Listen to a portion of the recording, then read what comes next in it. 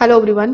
If your Circuit Maker 3 is not connecting to Bluetooth, this video will show you the exact fixes that are going to work for you.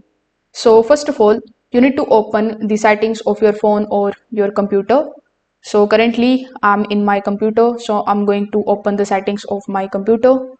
Over here in your settings, you need to click on the option of Bluetooth and devices. Inside Bluetooth and devices, you will be shown all of the devices which you have connected previously. So you need to look for the existing circuit device. Afterwards, click on the three dots right next to it. Then click on the option of remove device. The failed or the old pairings are the biggest reason why connection fails. So after removing, you need to restart the Bluetooth and try pairing again from the scratch.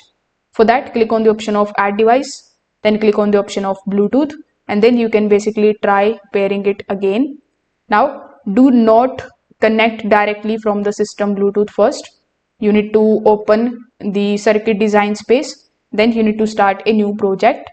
Afterwards, let the app search for your machine. This method works more reliably with the recent updates. You need to also go to the phone's settings and make sure that the Bluetooth and the location permissions are enabled for circuit design space. Without these permissions, the app can't find your machine. On Windows, you just have to basically go to Device Manager. You will find the Device Manager after right clicking on the Start menu. So here inside the Device Manager, simply just look for the option of Bluetooth.